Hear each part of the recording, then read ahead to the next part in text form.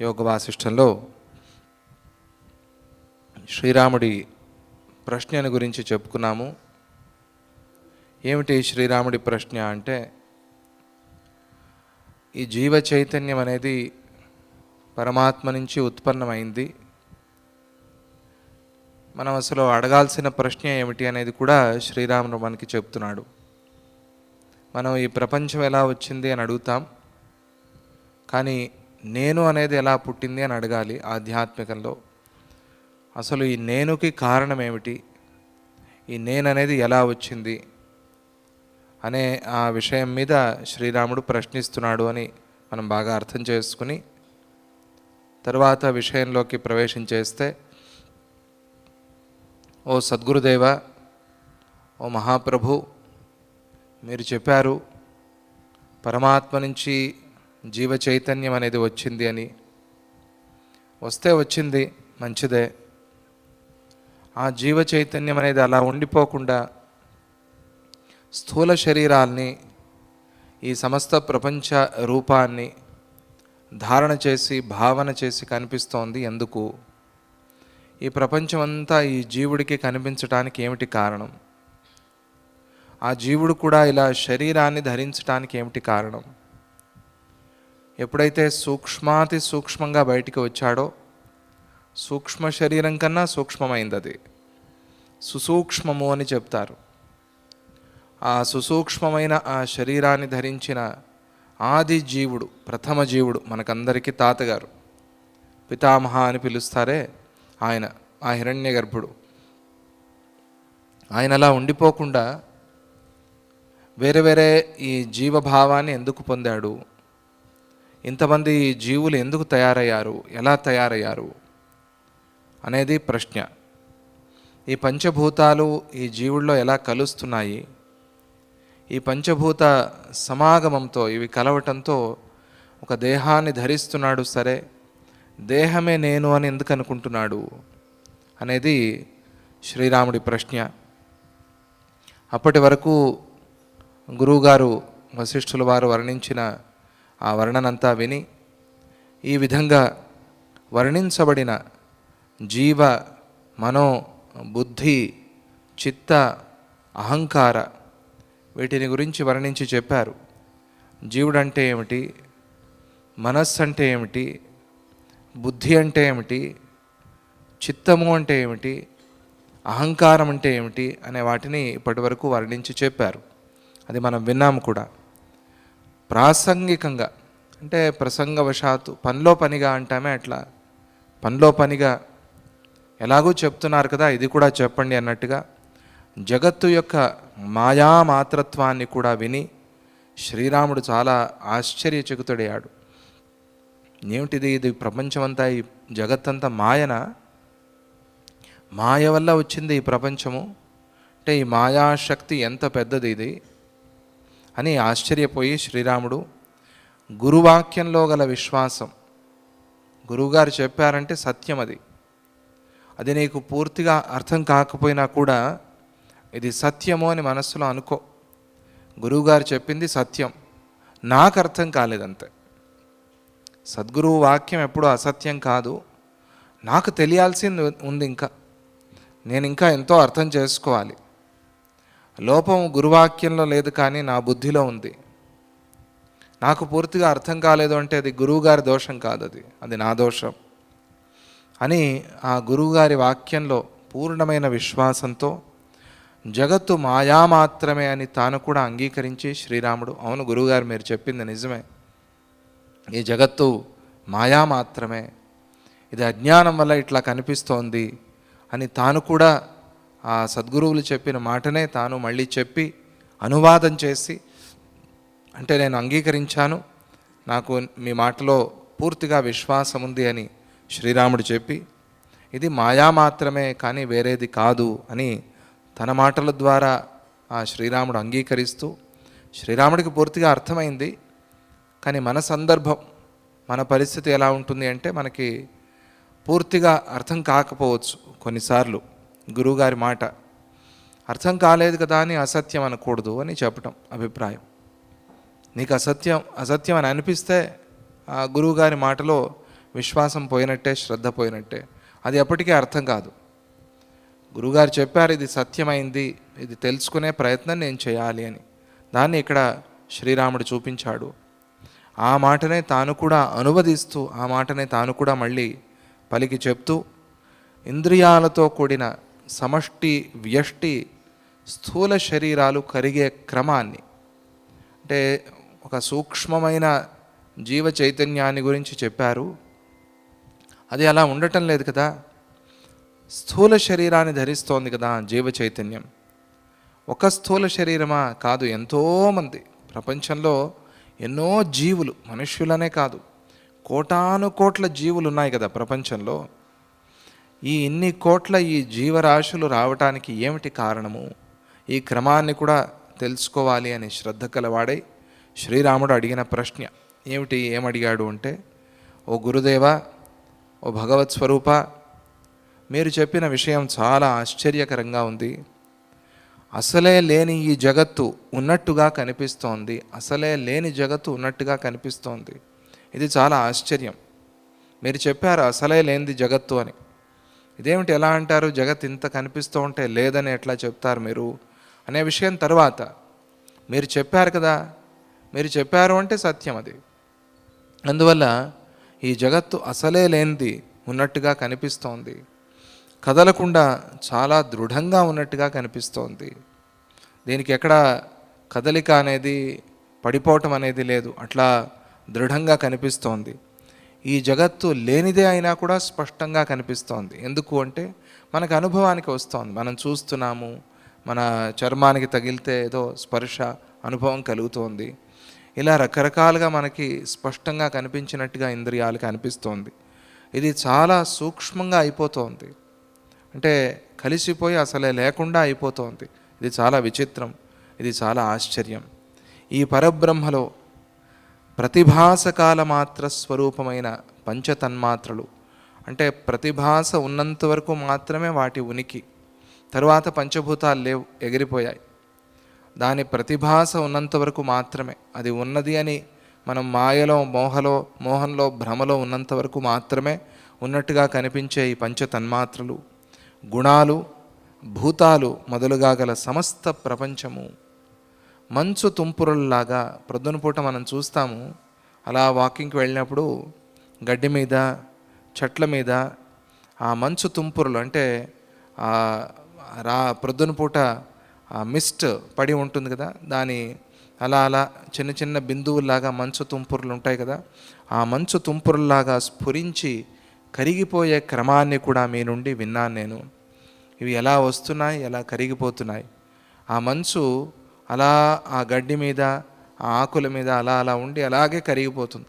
మనం చూస్తూ ఉండగానే కరిగిపోతుంది.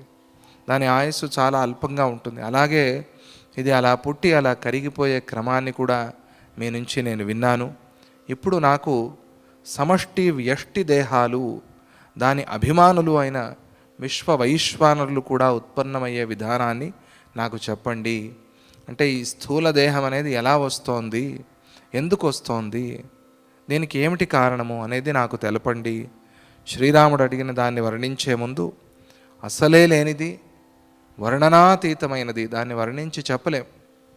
అసలే లేనటువంటిది, వర్ణనకు అందనటువంటిది, అన్ని వాసనలు కలగలిసి విజృంభించినది అయిన జీవభావ ఆవిర్భావాన్ని దృష్టాంతాలతో చెప్పబోతున్నారు. జీవభావ ఆవిర్భావం, ఈ జీవభావాన్ని కూడా మనం వర్ణించి చెప్పలేం, అనిర్వచనీయమైనది ఇది. అటువంటి దాన్ని ముందు వర్ణించి చెప్పబోతున్నారు. ఈ జీవభావం అనేది ఎలా వచ్చింది, అసలు జీవభావం అంటే ఏమిటి అనే దాన్ని వర్ణించి చెప్పబోతున్నారు. వశిష్ఠుల వారు ఉపదేశం చేయబోతున్నారు. అత్యంత సంభవద్రూపం అనన్యత్ స్వస్వభావతః అత్యంతాననుభూతం సత్ స్వానుభూతమివాగ్రతః ఉల్లాసఫుల్లోఫుల్లాంగః ఇతి బాలహృది స్ఫుటం యథోదేతి తథోదేతి పరే బ్రహ్మణి జీవత మానమేయాత్మికా శుద్ధ సత్యైవ సత్యవత్ స్థిత భిన్నేవ చ న భిన్నా స్యాత్ బ్రహ్మణో బ్రహ్మణాత్మిక అని వశిష్ఠుల వారు ఉపదేశం ప్రారంభించారు. ఏం చెప్తున్నారు అంటే, ఆకారహీనమైన భూతం దానికి ఆకారమే లేదు, అసలు పుట్టనే లేదు. అటువంటి ఒక భూతం ఉంది అని పిల్లవాడు అనుకుంటాడు. ఏదో ఒక భూతం, ఏదో నా వెనకాల ఏదో వస్తోంది అని చీకట్లో, ఏదో నన్ను పట్టుకుంటుంది, ఏదో నన్ను తినేస్తుంది, భయం. అసలే లేనిది అది. ఒకసారి తిరిగి చూస్తే లేదు అని అర్థమయ్యేది. కానీ వాడికి ఆ భయం వల్ల తిరిగి చూడలేకపోయాడు. పిల్లవాడు ఎలాగైతే లేని దాన్ని ఊహించి భయపడతాడో, అసలే లేనిది, దానికి అసలు ఆకారం అనేదే లేదు, అటువంటి భూతం ఉన్నది అని వాడు భయపడుతున్నాడు. ఎక్కడ ఉంది ఇది? బాలహృదయ స్థితం, వాడి హృదయంలో ఉంది. వాడి హృదయంలో భయరూపంలో ఉంది. దాన్ని వాడు నిజంగా ఉంది అనుకుంటాడు. అలా ఆ భూతం హృదయంలో ఆకృతి కూడిన దానిలాగా తోచినట్లు, దానికి ఏదో ఒక ఆకారం వచ్చేసింది, అది నా వెంట పరిగెత్తుకుంటూ వస్తోంది, దానికి నాలాగే అన్ని శక్తులు ఉన్నాయి, నాకన్నా చాలా శక్తిగా ఉంది, అది నన్ను పట్టుకుంటుంది, తినేస్తుంది, మింగేస్తుంది అని భయపడినట్టుగా, వాడికి అటువంటి భావన తోచినట్టుగా, జీవుడు ఆకృతి లేనివాడై కూడా పరబ్రహ్మలో ప్రథమంగా ప్రకాశిస్తూ ఉన్నాడు. పరబ్రహ్మలో ప్రకాశం, ఈ జీవభావం ఎలా వచ్చింది అనే దాన్ని చెప్తున్నారు. ఆకారము లేని జీవభావం, అది జీవ చైతన్యం, దానికి ఇంకా ఆకారం లేదు. అందుకనే సుసూక్ష్మమని చెప్పుకున్నాం. ఒక భావన, జీవభావన అంతే, నేను అనే ఒక భావన, ఆ భావన వచ్చింది. పూర్వకల్పీయ జీవ సంస్కారాన్ని అనుసరించి పరబ్రహ్మలో ఇలా జీవభావం ప్రకాశిస్తోంది. అంటే పూర్వకల్పం, తన పూర్వజన్మ కానీ పూర్వ సృష్టి కానీ దాన్ని బట్టి మనం హిరణ్యగర్భుడు ఆదిజీవుడు అని ఆయన గురించి మాట్లాడుకుంటే పూర్వకల్పం, పూర్వకల్పంలో ఎలాగైతే ఆయన ధాతా యథా పూర్వమకల్పయత్, ఆయన ఎలాగైతే పూర్వము సృష్టి చేశాడో మళ్ళీ అవన్నీ గుర్తు చేసుకుని ఆ వాసనలు ఆ సంస్కారాలు బట్టి మళ్ళీ సృష్టి చేస్తాడు అనేది ఒక పద్ధతి. అసలు ఈ సంస్కారము కూడా ఏమీ ప్రయోజనం లేదు, అక్కర్లేదు, ఆ సృష్టి అనేది అలాగ జరిగిపోతుంది. ఎందుకంటే ఈ బ్రహ్మగారు కూడా పోయి పరమాత్మలో కలిసిపోతాడు కదా, అప్పుడు కొత్త చతుర్ముఖ బ్రహ్మ వస్తాడు కదా, అప్పుడేమిటి గతి అని ప్రశ్నించారు. ప్రశ్నిస్తే ఇది అందుకనే ఈ సంస్కారం కూడా కాదు, మాయకి సంస్కారం కూడా కారణం కాదు. మాయ అట్లా వస్తుందంతే, అజ్ఞానం అట్లా వస్తుంది. అజ్ఞానం ఎందుకు వచ్చింది అంటే సంస్కారం వల్ల వచ్చింది అని చెప్పవలసిన పని కూడా లేదు. అజ్ఞానం అట్లా ఉత్పన్నం అవుతుంది అంటే, అవిద్య అనేది అట్లా ఉత్పన్నం అవుతుంది అంతే. అది అనిర్వచనీయం, దానికి కారణం అనేది చెప్పలేం, కారణం లేనిది ఇది. మొత్తానికి రోగం వచ్చింది, ఏమిటి కారణం అంటే అనేక కారణాలు, రోగాన్ని పోగొట్టుకోవాలంతే, వచ్చిన రోగాన్ని పోగొట్టుకోవడం ప్రధానం అంతే. ఈ అవిద్య అజ్ఞానం మాయ అనేది వచ్చింది, దానికి కారణాన్ని వెతకద్దు అని మనకి చాలాసార్లు చెప్పారు యోగ వాసిష్టంలో. ఆ విషయాన్ని కూడా మనం మాట్లాడుకున్నాం. అన్ని సిద్ధాంతాలని క్రోడీకరించి ఒక సిద్ధాంతాన్ని చెప్తారు, అది విశేషం. అందుకనే అంత పెద్ద గ్రంథమైంది యోగ వాసిష్టం అనేది. ఆ పూర్వకల్పీయ సంస్కారాన్ని బట్టి తాను మళ్ళీ జీవభావాన్ని పొందుతాడు. అందువల్ల జీవుడు ఒకవైపు శుద్ధుడై ఉండి కూడా, శుద్ధత్వం తనలో ఉంది, కానీ వాసనోద్భవుడిగాను, అంటే వాసనల వల్ల పుట్టినవాడు. వాసనలు వచ్చాయి అంటే నీటికి వాసనే ఉంది, వాసన లేదు, కానీ ఏదో వాసన వచ్చింది అని. ఆ వాసన ఎవరిది? నీరుది కాదది, మట్టిది వాసన. అది మట్టిలో ఉన్న వాసన నీరులో వచ్చింది. శుద్ధమైనది గంగా అంటారు. శుద్ధ గంగా అంటే అర్థం ఏమిటి అంటే గంగలో స్నానం చేయాలి, గంగా స్మరణ చేయాలి, స్నానం చేస్తున్నప్పుడు పాపాలు పోతాయి అని చెప్తారు కదా. అంటే అది పరమాత్మ సమానంగా గంగని చూపించారు, అట్లా ఆరాధన చేశారు మన పెద్దలు. అందుకని గంగా జలలవ కణికాపీత, ఆ గంగా జల లవం కొద్దిగా ఒక బిందువైనా నోట్లో పడిందా నీకు అని అడుగుతారు. అంత మహత్తరమైంది, అంత శక్తివంతమైంది.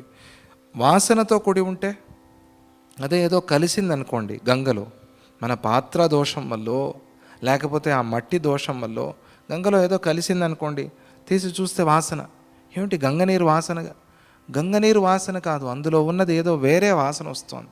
గంగ శుద్ధంగానే ఉంది, అది పరిస్థితి అని సూక్ష్మంగా మీకు అర్థమయ్యేందుకోసం చెప్పాను. ఆ జీవుడు శుద్ధుడే, కానీ వాసనోద్భవుడిగాను శుద్ధుడై ఉండి కూడా మనలో శుద్ధత్వం లేకపోతే, మనమందరం శుద్ధులం కాకపోతే మనకి ముక్తి అనేది రాదు. ఉన్నది మనకి శుద్ధత్వం, కానీ దాన్ని మరిచిపోయాం మనం. ఎందుకు అంటే వాసనల వైపు మన దృష్టి మళ్ళింది కాబట్టి, చూడరానివి చూడకూడనివి మనం చూసాం కాబట్టి, ఏది చూడాలో అది మనకి కనిపించటం లేదు. ఇది అందువల్ల బంధము మోక్షము అనేవి లేనే లేవు. ఎప్పుడూ నువ్వు ముక్తుడివే. బంధం ఉంటే కదా మోక్షము, ఎప్పుడూ ముక్తుడివే. కానీ అది నువ్వు తెలుసుకోవాలి, అది నీకు అనుభవానికి రావాలి. ఊరికే ఈ మాట అనుకుంటే చాలదు, చిలక పలుకుల్లాగా చెప్తే సరిపోదు, అది అనుభవానికి రావాలి. నేను ముక్తుణ్ణి, నాకు బంధం లేదు అనేది అనుభవానికి రావాలి. రావాలంటే అనుకుంటూ ఉండాలి, అనుకుంటూ ఉంటే అది అనుభవానికి వస్తుంది నిదానంగా.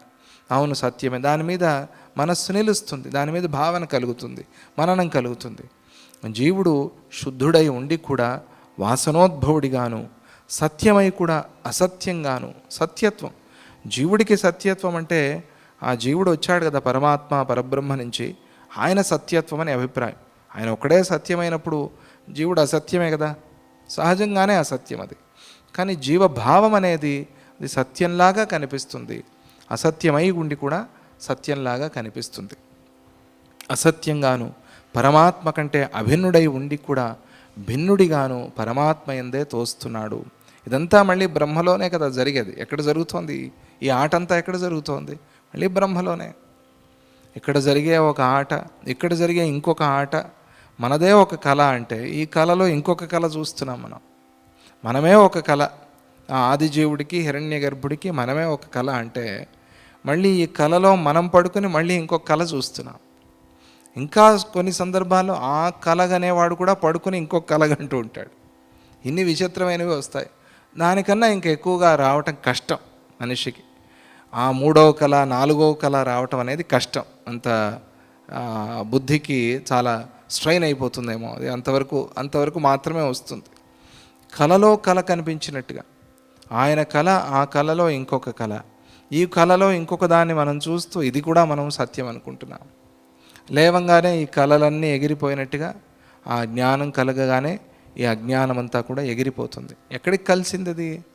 ఆ వచ్చిన కళ ఎక్కడ పుట్టింది, ఎక్కడికి పోయింది? నీలోనే పుట్టింది, నీలోనే కలిసింది. అలాగే ఆ పరమాత్మ చైతన్యంలోనే ఈ జీవ చైతన్యం కూడా అలా ప్రాదుర్భవించి అక్కడ అలా పుట్టి అలాగే కలిసిపోతోంది. మననం చేయాలి అంటే, మననం అంటే ఏమిటి? మననం అంటే ముందు ఒక విషయాన్ని చూసి ఉండాలి. మనం ఒక విషయం చూసి ఉంటే, దాని అనుభవం మనకి ఉంటే మననం అనేది కలుగుతుంది. దాన్ని పదే పదే గుర్తు చేసుకోవటం, మనస్సులో దాన్ని తిప్పుతూ ఉండటం. అలా జరగాలి అంటే ఒక విషయం మనం అనుభవించి ఉండాలి. తాను భూతమైనట్టుగా అనుభవం ఎవరికి రాదు కదా. నేను భూతము అనే అనుభవం ఎవరికైనా వస్తుందా ప్రపంచంలో? రాదు. ఎవరు అలా అనుకోరు. నేను రాజు అనుకుంటారు, నేను చాలా గొప్పవాడిని అనుకుంటారు, కానీ భూతము కూడా నేను భూతము అనుకోదు. ఆ భూతం అనే అనుభవం మనకి రాలేదు కదా. సాధారణంగా పిల్లవాడి విషయంలో అనుకున్నాం అనుకోండి, భూతం అనే అనుభవం ఆ పిల్లవాడికి కలగటం అనేది అసంభవం, అది సాధ్యమే లేదు. కానీ హృదయంలోనే భూతం ఎట్లా వచ్చింది ఆలోచన చేయండి ఒకసారి. వాడు ఎప్పుడైనా భూతాన్ని చూశాడా? చూస్తే ఇప్పటివరకు ఉండేవాడా? ఆ భూతం వీడిని విడిచిపెట్టేదా? వీడికి భయం ఏమిటి? భూతము నన్ను తినేస్తుంది అని కదా భయం. ఈ భూతం ఎప్పుడైనా వీడికి కనిపించి ఉండాలి కదా. భూత జ్ఞానం వీడికి ఉండాలి అంటే, ఈ భూతం నన్ను తినేస్తుంది అనే ఒక భావన వాడికి ఉంది అంటే ఎప్పుడో వాడు భూతాన్ని చూసే ఉండాలి కదా. చూడలేదు, అయినా కూడా భూతాన్ని భావన చేస్తున్నాడు వాడు. ఏదో ఒక భూతం ఉంది అని భావన చేస్తున్నాడు. ఎట్లా ఇది సాధ్యం? ఒకసారి ఆలోచన చేయండి. అలాగే ఈ జీవభావం కూడా అంతే. ఈ జీవభావం అనేది లేకపోయినా కూడా దాన్ని భావన చేసి ఆ జీవ ఉత్పత్తి జరుగుతోంది అని చెప్పడం అక్కడ అభిప్రాయం. అనుభవం కలగాలి అంటే ప్రమాణ ప్రమేయాలు కావాలి కదా. ప్రమాణ ప్రమేయాలు ఉండి తీరాలి. ప్రమాణం అంటే ఏమిటి? ప్రమాణం అంటే తెలిపేది అని, జ్ఞానం అని. జ్ఞానం అంటే ఏమిటి? మనల్ని జ్ఞానుల్ని చేసేది అని. జ్ఞాని దేనివల్ల అవుతాం? జ్ఞానం వల్ల జ్ఞాని అవుతాం. జ్ఞానం లేదు కానీ జ్ఞాని అని ఎవరైనా అంటారా? అనరు. డబ్బు లేదు కానీ ధనవంతుడు అని ఎవరు అనరు. ఆ ధనం వేరే, ఆ అర్థం వేరే. అంటే ఇక్కడ గుణం అనే ధనం వీడికి ఉంది అని అలా చెప్తారు, అది వేరే విషయం. కానీ ధనవంతుడు అంటే డబ్బు ఉన్నవాడు అని అర్థం. అట్లా జ్ఞానవంతుడు అంటే జ్ఞానం ఉన్నవాడు అని అర్థం. మనల్ని జ్ఞానవంతుల్ని చేసేది జ్ఞానం. ప్రమేయం అంటే ఏమిటి? మనం తెలుసుకోవాల్సింది. దేంతో తెలుసుకుంటామో అది ప్రమాణం. ఏది మనకి తెలుపుతుందో, ఏది దాన్ని మనం తెలుసుకోవాలో అది ప్రమేయం. ప్రమాణ ప్రమేయాలు ఇవి మనోభావ నిమిత్తాలై ఉన్నాయి, మనస్సు మీద ఆధారపడి ఉన్నాయి. ఈ ప్రమాణ ప్రమేయాత్మకమైన వాసన బ్రహ్మ యొక్క వికాసమే అయి ఉంది తప్ప వేరే ఏమీ కాదు. బ్రహ్మ వికాసం నుంచే ప్రమాణ ప్రమేయాలు వచ్చాయి. చాలా అద్భుతమైన మాట ఇది. విడిగా కనిపిస్తూ ఉన్నా కూడా విడిగా ఉన్నట్టు కాదు. అందువల్ల ఈ భూత వికారాన్ని వీడు ఎట్లాగైతే భావన చేశాడో లేనిదాన్ని, అలాగే జీవభావాన్ని కూడా భావన చేసి ఆ జీవుడు అనేవాడు ఉత్పన్నమయ్యాడు. జీవ చైతన్యం నుంచి జీవభావం అనేది ఉత్పన్నమైంది. యథా బ్రహ్మ భవత్యాశు జీవ కలన జీవిత తథా జీవో భవత్యాశు మనో మనన వేదనాత్ చిత్తం తన్మాత్ర మననం పశ్యత్యాశు స్వరూపవత్ ఏష సద్యో నిలలవ ప్రఖ్య స్ఫురతి కాంతరే. నేను జీవుడిని అనే ఒక భావన, చాలా ఒక పెద్ద విశాలమైన సముద్రం, ఏక సముద్రం, ఏకారణవం. దాని నుంచి ఒక లోటా నీళ్లు తీసుకొచ్చామనుకోండి, ఆ లోటా నీళ్లు ఏమనుకుంది? నేను లోటాలో ఉన్న నీళ్లు అనుకుంది. సముద్రపు నీరు అనేది మర్చిపోయింది అనుకుందాం. నేను సముద్రం నుంచే వచ్చాను, నేను సముద్రాన్నే అనేది మర్చిపోయి నేను లోటాకే పరిమితమైన నీరు అనేది అనుకుంది. అనుకుంటే ఏమైంది? తన సముద్రత్వాన్ని తాను మర్చిపోయింది. నేను సముద్రము అనే విషయాన్ని తాను మర్చిపోయింది. దీనివల్ల ఏమైంది అంటే, ఎక్కడో ఏదో స్థాయిలో ఉండాల్సిన మనము ఇలా దిగజారిపోయాం, అంతే కదా. సముద్రంగా ఉండాల్సిన మనము లోటాకి వచ్చేసామంటే లోటా అల్పమే కదా. ఈ లోటాలో ఉన్న ఈ నీరుకి సముద్రానికి ఉన్న శక్తి ఉందా? లౌకికంగా మనం మాట్లాడితే లేదు కదా. మరి ఇటువంటి భావన ఎందుకు చేస్తోంది? ఆ లోటాలో ఉన్న నీరు నేను సముద్రాన్ని అని భావన చేస్తే ఇబ్బంది లేదు. లోటాలోనే ఉండు, ఏమి ఇబ్బంది లేదు. లోటాలోనే ఉంటూ అదే జీవన్ముక్తి అని. జీవన్ముక్తులు ఈ లోటాలో ఉంటూ నేను సముద్రాన్ని అని భావన. నేను అనేదే లేదు, సముద్రం అంతే. సముద్రం నుంచి విడిపోయాను అని కూడా భావన లేదు వాళ్ళకి. అది జీవన్ముక్తత్వం అని సులభంగా మన భాషలో మనం అర్థం చేసుకుందాం. నేను జీవుణ్ణి అనే జీవకల్పన ఉంది కదా, దానివల్ల పరమాత్మ జీవభావాన్ని పొందినట్లు మనన జ్ఞానం వల్ల జీవుడు మనస్సుగా ప్రకాశాన్ని పొందుతున్నాడు. మననం అంటే మననం చేయటం వల్ల మనస్సు యొక్క స్థితి, మనస్సే తానైపోయే స్థితి ఒకటి వస్తుంది అని శృతి వాక్యం ఉంది. ఎలాగైతే జీవభావాన్ని పరమాత్మ పొందాడో అలాగే ఈ జీవుడు మనస్సు అయిపోయాడు. మనస్సే మనము అని చెప్పుకున్నాం కదా చాలాసార్లు. ఈ మనస్సే అన్నిటికీ కారణము అని, మనస్సు వల్లే ఈ జగత్తంతా వచ్చింది అని. ఈ మనస్సు యొక్క ఉత్పత్తిని అడిగాడు శ్రీరాముడు. ఆ మనస్సు ఎలా అయింది అని చెప్తున్నారు. మనస్సు ఎలా అయింది అంటే వీడి భావన వల్ల, మనన జ్ఞానం వల్ల జీవుడు మనస్సుగా మారిపోయాడు. మనస్సే నేనై ఉన్నాను అని. సంకల్పాలు, ఆ సంకల్ప స్వరూపం, సంకల్పాలు చేయటం, ఇంకా ఈ సృష్టి ఎలా నేను ఒక శరీరాన్ని ధరించాలి, ఎలా చూడాలి, ఎలా వినాలి, ఎలా రుచి చూడాలి, ఇవన్నీ కూడా ప్రారంభమవుతాయి. అందుకోసం దాన్ని అక్కడ చెప్తున్నా. మనస్సు తన్మాత్రలను గురించి చింతించి తన్మాత్రలుగా మారుతోంది. ఆ మనస్సు తన్మాత్రల చింతన చేసింది. దానికి ఆ తన్మాత్ర స్వరూపం వచ్చింది ఆ మనస్సుకి. తరువాత వాయు పరమాణువుల కంటే సూక్ష్మ తన్మాత్రలతో కూడిన మనశ్చైతన్యము చిదాకాశంలో స్ఫురిస్తోంది. ఈ మనస్సు ఎక్కడ ఉంది? ఈ మనస్సు కూడా చిదాకాశంలోనే ఉంది. అది తన్మాత్రల్ని భావన చేసి ఆ తన్మాత్రల ద్వారా పంచభూతాలు వచ్చి, తర్వాత పంచీకరణం అయ్యి, తర్వాత శరీరం వచ్చి, ఆ శరీర ధారణ జీవుడు ఎలా చేస్తున్నాడు అనే క్రమాన్ని అక్కడ చెప్తారు. హస్తనిమేషోనుభవత్యవశ్యాయ కణోపమం సంవేదనాత్మకం కాలకలితం కాంతమాత్మని అహంకిమితి శబ్దార్థ వేదనా భోగ సంవిదం సంవిదం తత్వశబ్దార్థం జీవ పశ్యతి సార్థకం. సూర్యమండలాకాశంలో లెక్కకు మించిన మంచు బిందువులు, ఆ కణాలు, మంచు కణాలు ప్రకాశించినట్లుగా పైన చెప్పబడిన సమష్టి మనోరూపుడైన హిరణ్యగర్భుడిలో లెక్కలేనన్ని బ్రహ్మాండాలు, ఆయనలో ఉన్న తదంతర్గతాలైన సూక్ష్మదేహాలు చిత్రింపబడిన వాటిలాగా ప్రకాశాన్ని పొందుతున్నాయి. ఇక ఆ హిరణ్యగర్భుడు, ఆయన నుంచి, ఆ ఆదిజీవుడి నుంచి సృష్టి ఎలా ప్రారంభమైంది. అందుకనే ఆయన్ని సృష్టికర్త అంటాం. సృష్టికర్త అంటే సమష్టి మనస్వరూపుడు. మన మనస్సులన్నీ కలిసి ఏకరూపమైతే ఆయన ఆ హిరణ్యగర్భుడు అని అర్థం. ఆయన నుంచి ఈ సృష్టి ఎలా ప్రారంభమైంది, ఈ సృష్టి ఎలా వచ్చింది అంటే హిరణ్యగర్భుడు సృష్టికాలవశుడై సృష్టి చేయాల్సి వచ్చింది. ఎప్పుడైతే మనస్సు వచ్చిందో, సంకల్పాలు వచ్చాయో, ఇక సృష్టి చేయాల్సి వచ్చింది. అది పూర్వ సృష్టిని గుర్తు చేస్తాడా, కొత్తగా చేస్తాడా అంటే రెండుగాను చేస్తాడు అని అర్థం చేసుకోండి. సృష్టికాలవశుడై బ్రహ్మాండ రూపాన్ని, మనుష్యాది దేహ రూపాన్ని తన మనస్సులోనే అనుభవిస్తాడు.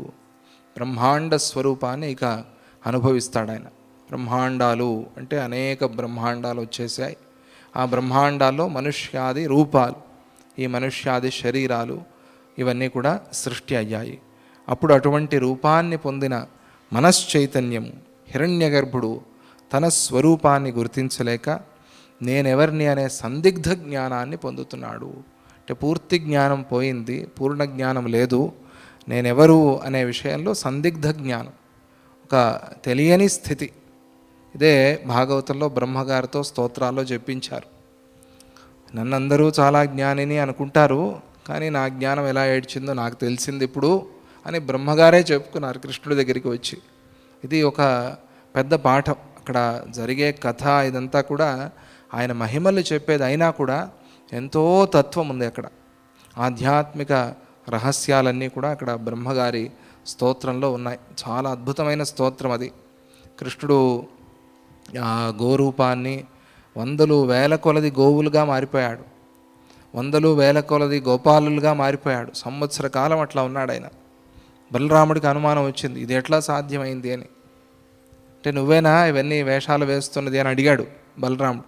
అయ్యో అన్నా కాదే అన్నాడు. నాకు తెలుసయ్యా, నిజం చెప్పు అన్నాడు. అంటే అవునవును నేనే. అందువల్ల ఈ గోవుల్ని చూస్తే, ఈ గోపాలకుల్ని చూస్తే, ఈ గోబాలకుల్ని చూస్తే ఆ తల్లులకి చాలా ప్రేమ పెరిగిపోయిందిట, విపరీతమైన ప్రేమ పెరిగిందిట. ఇది ఎట్లా సాధ్యమైంది అంటే మరి ఆత్మని ఎవరైనా కూడా ఇష్టపడతారు కదా, తనని తాను ఎవరైనా ఇష్టపడతాడు కదా, అలా తన స్వరూపాన్ని అక్కడ వాళ్ళు చూసుకుంటున్నారు. అంటే ఆత్మస్వరూపంగా ఆయనే అంతటా వ్యాపించి ఉన్నాడు అని. ఇది ఒక అద్భుతమైన కథ. ఇది ఎంతైనా చెప్పుకోవచ్చు దీని మీద. అటువంటి అద్భుతమైన ఘట్టం అది భాగవతంలో. అక్కడ ఆయన సంపూర్ణంగా తానే అయిపోయి ఆ రూపాన్ని చూపించినప్పుడు ఆ హిరణ్యగర్భుడు బ్రహ్మగారు ప్రార్థన చేయటం అనేది చాలా విశేషం. నేనెవరు అనే సందిగ్ధ జ్ఞానం, పూర్తిగా జ్ఞానం రాలేదు, సందిగ్ధ జ్ఞానం. అందుకే ఆయన ఎప్పుడు తపస్సు చేస్తూ ఉంటాడు అని మనం బొమ్మల్లో చూస్తాం కదా. హిరణ్యగర్భుడు చతుర్ముఖ బ్రహ్మ ఎప్పుడూ తపస్సు చేస్తూ ఉంటాడు. ఈ తపస్సు కళ్ళు మూసుకుని ఈ మాల తిప్పుతూ ఉండటం ఇదంతా ఊరికే రూపం. ఎందుకని ఆ మాల పెట్టారు అంటే మనకు అర్థమయ్యేందుకోసం. తపస్సు అంటే ఏమిటి? తపస్సు అంటే భావన, బ్రహ్మ భావన చేస్తున్నారు అని. ఆ జ్ఞానాన్ని పొందే ప్రయత్నం చేస్తున్నాడు. ఆ తామర తూడ పట్టుకుని దిగాలి అని ప్రయత్నం చేశాడట చతుర్ముఖ బ్రహ్మ. నేను ఎటు నుంచి వచ్చాను, ఎక్కడి నుంచి వచ్చానో తెలుసుకోవాలి అని. ఎంత ప్రయత్నం చేసినా కూడా దానికి ముగింపు అనేది లేదు. దిగలేకపోయాడు, తన మూలాన్ని చూడలేకపోయాడు. ఇదేమిటిది, ఎంత దిగినా కూడా నాకు తెలియటం లేదే, ఇంకా ఎంత ప్రయాణం చేయాలి అనుకున్నాడు ఆయన. అప్పుడు ఆయనకి వినిపించింది, ఈ ప్రయత్నంతో ప్రయోజనం లేదు, తపస్సు చెయ్యి, తపస్సు వల్లే నీకు తెలుస్తుంది అని. తపస్సు అంటే ఏమిటి? ఈ భావన, ఈ జ్ఞానాన్ని భావన చేయి, బాగా మననం చేయి మనస్సులో. నేనెవరు అనే దాని మీద బాగా చర్చ చేయి నువ్వు. అప్పుడు ఆయన మళ్ళీ వెళ్ళి ఆ పద్మాసనంలో కూర్చుని అక్కడ ఆ భావన ప్రారంభించాడు.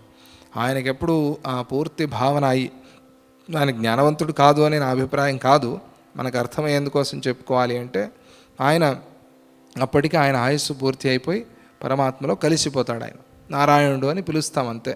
ఆ పరమాత్మనే నారాయణ అని పిలుస్తున్నాం. ఆయనకు ఒక పేరు, బ్రహ్మగారికి ఒక పేరు నారాయణ అని.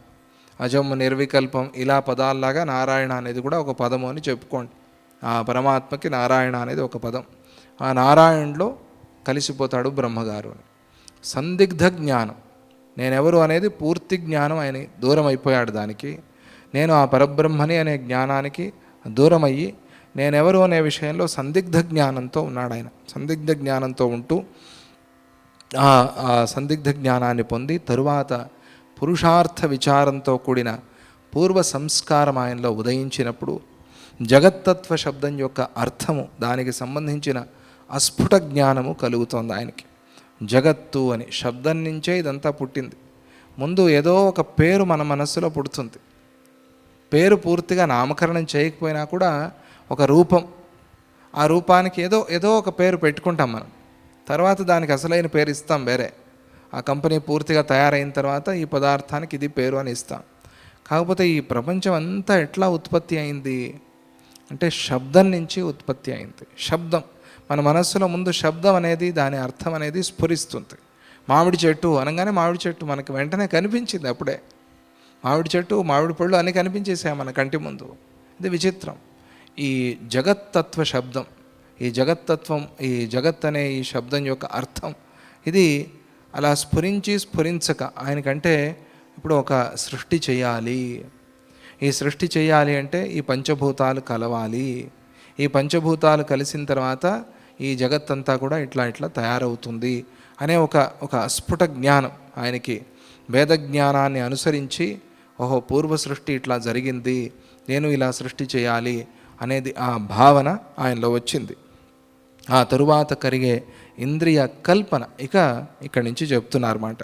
ఇంద్రియాలు ఎలా వచ్చాయి అంటే ఒక చాలా సుసూక్ష్మంగా ఏదో సూర్యగోళం నుంచి అలా కిరణ రూపంగా వచ్చి నీళ్లలో ప్రవేశించి ఆ అన్నస్వరూపాన్ని స్వీకరించి అన్నంగా తండ్రి శరీరంలోకి వెళ్ళి అక్కడ రక్తంగాను శుక్రశోణితాలుగాను మారి తర్వాత తల్లి గర్భంలో వచ్చి, ఇవన్నీ సూక్ష్మాలే, కనిపించేవి కావు. తరువాత అక్కడ ఒక పిండ స్వరూపాన్ని ధరించి ఆ పిండము ఎలా తయారవుతుంది, ఆ పిండానికి ఇంద్రియాలు ఎలా వస్తాయి అని ఎలాగైతే మనం క్రమం చెప్తామో ఒక బిడ్డ ఉత్పత్తి విషయంలో, అలాగే ఇక్కడ కూడా ఆ ఆది జీవుడి ఉత్పత్తి విషయంలో కూడా అదే క్రమాన్ని చెప్తున్నారు. ఇంకా అప్పటి వరకు అసలు ఏ జీవుడు రాలేదనుకోండి, మొదటి జీవుడు అనుకోండి ప్రపంచంలో, ఆ జీవుడు ఎట్లా వచ్చాడు అనే దాన్ని, ఆ విషయాన్ని చెప్తున్నారు. ఇది స్త్రీ పురుష సమాగమం వల్ల వచ్చిన రూపంగా ఎక్కడ చెప్పల. జీవభావనతో అట్లా ఆ జీవ ఉత్పత్తి అయింది. అందుకనే బ్రహ్మగారు నాభి కమలం నుంచి వచ్చినట్టుగా చెప్పారంతే. అక్కడ స్త్రీ పురుష సమాగమం అనేది ఇది చెప్పలేదు. అంటే మన మూలం ఎక్కడ ఉంది అంటే కామంలో లేదు. మన మూలం తపస్సులో ఉంది. దాన్ని వెతుక్కుంటూ ఆ తపస్సుకి, ఆ జ్ఞానానికి వెళ్ళాలి అని ఆ కథ కూడా మనకి చెప్తుంది. ఆ చతుర్ముఖ బ్రహ్మగారి ఉత్పత్తి కూడా మనకు అదే తెలుపుతుంది. అది విశేషం. పురాణ కథలు వీటిని బలపరుస్తాయి, ఆధ్యాత్మిక విషయాన్ని బలపరిచి మనకింకా ఆ విషయాన్ని స్పష్టంగా తెలుపుతాయి. దాన్ని కూడా అర్థం అలా చేసుకోవాలి.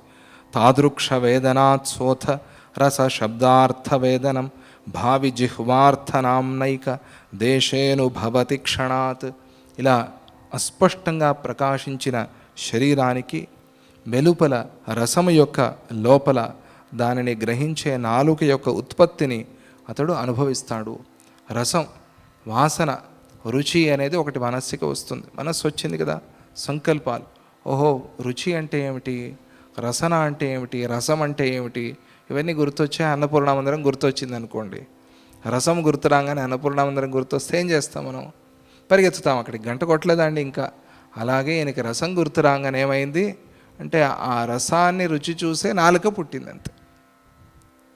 ఎప్పుడైతే మనస్సులో రసం గుర్తొచ్చిందో అప్పుడే దానికి కావాల్సిన నాలుక పుట్టింది. ఇది జీవుడి యొక్క ఉత్పత్తి క్రమం.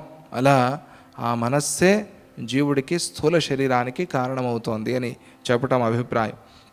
ఇలాగే రూపగ్రాహకమైన అంటే రూపాన్ని తీసుకోగలిగిన ఇంద్రియం, రూపాన్ని చూడగలిగిన ఇంద్రియమైన నేత్రాలు వస్తూ ఉన్నాయి.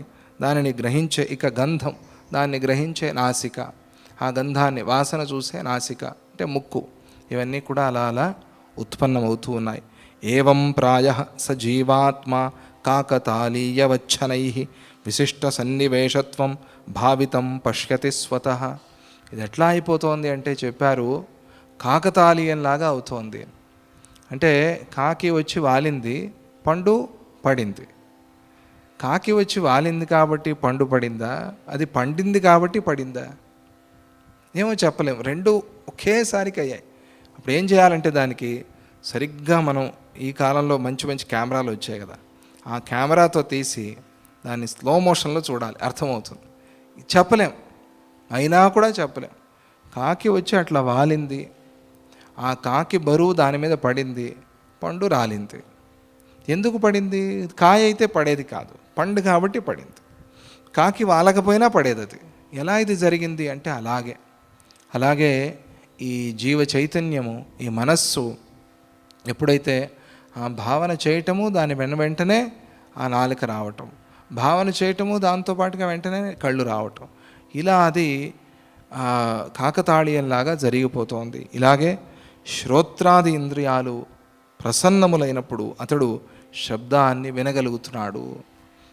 చెవులొచ్చాయి, ఆ శబ్దం అనుకున్నాడు, చెవులొచ్చాయి, శబ్దాన్ని విన్నాడు. జీవాత్మ ఇలా కాకతాళీయంగా కొద్దిగా తన దేహభావాన్ని గ్రహిస్తూ ఉన్నాడు. ఆ జీవుడు అలా ఉన్నవాడు, సుసూక్ష్మంగా ఉన్నవాడు ఇప్పుడు స్థూల శరీరాన్ని, సూక్ష్మ శరీరాన్ని, దాని నుంచి స్థూల శరీరాన్ని అట్లా గ్రహిస్తూ ఉన్నాడు. ఇక శ్రోత్రము మొదలైన ఇంద్రియాలతో శబ్దాదులను, విషయాలను అనుభవిస్తూ ఆయా ఇంద్రియాలతో తాదాత్మ్యాన్ని పొందుతున్నాడు. ఇది జరుగుతోంది. ఇంద్రియమే నేను అనుకుంటున్నాడు, తాదాత్మ్యం అదే నేనైపోతున్నాను. లేకపోతే దేహంతో తాదాత్మ్యం రాదు మనకి. ఇంద్రియ తాదాత్మ్యం ఉంది కాబట్టి దేహ తాదాత్మ్యం వచ్చింది. దేహ తాదాత్మ్యం అన్నా ఇంద్రియ ఒకటే అనుకోండి. విడివిడిగా ఒక్కొక్క దాంతో నేనే కన్ను, నేనే చెవి, నేనే నాలుక, ఇలా విడివిడిగా ఒక్కొక్క దానితో కూడా తాదాత్మ్యాన్ని పొందేస్తున్నాడు. ఇది నేను, ఇది నేను, ఇది నేను అనుకుని ఆ నేను అసలైన దానికి దూరం అయిపోతున్నాడు. ఇది ఇక్కడ జరుగుతోంది. సతస్య సన్నివేశస్య త్వసతోపి సతస్సతః శబ్దభావైక దేశత్వం శ్రవణార్థేన విందతి. జీవాత్మ ఏ అంశమందు శబ్దాన్ని గ్రహిస్తూ ఉన్నాడో అది శ్రోత్రము అని పిలువబడుతోంది. ఇక్కడి నుంచే మనం వింటాం, ముక్కు నుంచి వినం, అందుకని దీనికి చెవి అని పేరు. ఏ అంశ నుంచి, ఏ భాగంతో దేన్ని, ఏ విషయాన్ని మనం గ్రహిస్తున్నామో దానికి ఉండే ఆ పేర్లు చెప్తూ ఉన్నారు. దాన్ని శ్రోత్రం అని పిలుస్తారు. అందరికీ తెలిసిన విషయమే. ఈ జీవాత్మ మిథ్య అయినా కూడా సత్యంలాగా గోచరిస్తూ ఉన్నాడు. విడి నేను ద్వైతం అనుకుంటున్నాడు కదా, ఇద్దరము, నేను విడిపోయాను అని కూడా తెలియదు వాడికి. నేనున్నాను అని అనుకుంటున్నాడు. ఆయన ఉన్నాడు, వీడు ఉన్నాడు, నువ్వు ఉన్నావు, నేను ఉన్నాను, ఇలా విడివిడిగా అనుకుంటూ ఉన్నాడు. ఇది మిథ్య అయినా కూడా దేన్ని సత్యంగా వాడు భ్రమలో పడి అనుకుంటూ ఉన్నాడు. మిథ్య అయిన బ్రహ్మాండాన్ని సత్యంలాగా అనుభవిస్తున్నాడు. ఇలా ఇది అండి క్రమం. ఆ పరమాత్మ నుంచి మనం దూరమైన క్రమం ఇది. ఆ చైతన్యం మాత్రం అలాగే ఉంది. ఆయనలో అజ్ఞానం అనుకోకూడదు, పరమాత్మలో అజ్ఞానం అనుకోకూడదు. ఆయనకి అజ్ఞాన లేశం కూడా లేదు. ఈ విడిపోయిన ఈ జీవుడు, వీడిలో అజ్ఞానం, ఈ అజ్ఞానాన్ని మనం పోగొట్టుకోవాలి. మనకు కలిగిన అజ్ఞానాన్ని మనం పోగొట్టుకోవాలి. మనం ఇది కాదు అది అని తెలుసుకోవాలి. అది అందుకోసం ఆ ఉపదేశాన్ని చేస్తున్నా. అలాగే స్పర్శ, రస, రూప, గంధాలను గ్రహించే అంశాలు త్వక్కని, జిహ్వ అని, చక్షుస్సని, నాసిక అని ఇలా పిలువబడుతూ ఉన్నాయి. ఆయా ఇంద్రియాలతో తాదాత్మ్య జ్ఞానాన్ని పొందే జీవుడు ఆయా విషయాల్ని అనుభవిస్తూ ఉన్నాడు అనే విషయాన్ని చెప్పి, ఇంకా శ్రీరాముడి సమష్టి వ్యష్టి రూపాలు, స్థూల శరీరాన్ని ఎలా గ్రహించాడు అని కదా అడిగాడు శ్రీరాముడు. దానికి సంబంధించిన సమాధానాన్ని చెప్తూ, అసలు ఈ ప్రశ్న ఎందుకు శ్రీరాముడు వేశాడు అని తెలీదా? ఏమాత్రం తెలీదా ఆయనకి? ఎందుకు ఆ ప్రశ్న వేయాల్సి వచ్చింది, దానికి ఎందుకు ఈయన ఇలా సమాధానం చెప్తున్నారు అనేదాన్ని పై ఒక ఉపాఖ్యానం చెప్పబోతారు. ఆ ఉపాఖ్యానంలో మనకి వర్ణించి చెప్తారు. ఒక పెద్ద భూతం, ఆ భూతము తనని తాను భావన చేస్తుంది, నేను ఒక చిన్న సూదిలాగంటిదాగా అయిపోయాను అని. పెద్ద భూతం ఒక సూదిలాగా, అది వరం కోరుతుంది. అది ఒక కథని అట్లా మలుపు తిప్పారులేండి. ఎలా అవుతుంది అది సూది అంటే, అది తపస్సు చేసి వరాన్ని పొంది నేను ఎప్పుడు కావాలో అప్పుడు ఒక సూదిలాగా మారిపోవాలి అని. సూదిలాగా అంటే ఈ కాలంలో వచ్చాయి కదా ఇవి మస్కిటోస్, కుడితే మనకి రోగాలు వస్తాయి కదా, అట్లా సూదిలాగా మారిపోయి జనం రక్తాన్నంతా పీల్చేసేయాలి అని ఒక వరం కోరింది. అది ఆ సూచిక కర్కటి. ఇది ఏమిటి, మారిందా? ఇది నిజంగా ఇది మారలేదు. ఇది భూతంగానూ లేదు, సూదిగానూ లేదు, దీని అసలు స్వరూపం వేరే ఉంది అని చెప్పాలి. అది అభిప్రాయం. ఈ స్థూల శరీరం అనేది మన భ్రమ వల్ల వచ్చింది, మన అజ్ఞానం వల్ల వచ్చింది, మన మాయ వల్ల వచ్చింది. ఈ స్థూల శరీరం మనం కాదు. మన అసలైన నిజస్వరూపం వేరేగా ఉంది అని తెలపటం అభిప్రాయం. అందుకోసం దానికి పీఠిక, దానికి భూమిక ఇప్పుడు వేస్తున్నారు, దానికి స్టేజ్ తయారు చేస్తున్నారు. అక్కడ ఈ నాటకాన్ని మనకి చూపిస్తారు, ఈ కథని మనకి చెప్తారు. చెప్పి దాని ద్వారా ఈ స్థూల భావన ఎలా పోవాలి, దేహాభిమానం అంటారు కదా, ఈ దేహాభిమానంతో ఎన్నెన్నో పాపాలు ఎన్నెన్నో తప్పులు చేస్తాం మనం. ఈ దేహమే నేను అనే ఒక అహంకారంతో, ఈ అహంకారాన్ని మనం పోగొట్టుకోవాలి. పోగొట్టినప్పుడు అప్పుడు ఆ శుద్ధమైన జ్ఞాన సిద్ధి మనకే కలుగుతుంది అని చెప్పేందుకోసం రంగం సిద్ధం చేస్తున్నారు. అందుకోసం ఈ ఉత్పత్తి అంతా పూర్వం కొద్దిగా చెప్పిన మాటే మళ్ళీ దాన్ని అలాగే చెప్పటం లేదు, వేరేగా ఇంకొక వేరే పద్ధతిలో మనకి వర్ణించి చెప్తున్నారు. ఉత్పత్తి ప్రకరణం కదా ఇది, సృష్టి ప్రకరణం అని కదా, దానికి సంబంధించిన ఆ ఉత్పత్తినే చెప్తున్నారు. తరువాత ఆ పై కథలో ఇప్పుడు ఇవన్నీ మనం చెప్పుకుంటున్నవి లీలోపాఖ్యానానికి సంబంధించినవి. లీలోపాఖ్యానంలో ఈ విషయాలన్నీ వచ్చాయి, వేరేగా కథా రూపంలో వచ్చాయి. వాటిని ఇప్పుడు మళ్ళీ మనకి విషయ రూపంలో అందిస్తూ ఉన్నారు. ఆ విషయం ఇంకా కూడా కొద్దిగా ఉంది, ఆ ఉపదేశం, దాన్ని మళ్ళీ మనం రేపు చెప్పుకుందామని అంటూ జై గురుదత్త, శ్రీ గురుదత్త. ఓం శాంతి శాంతి శాంతి.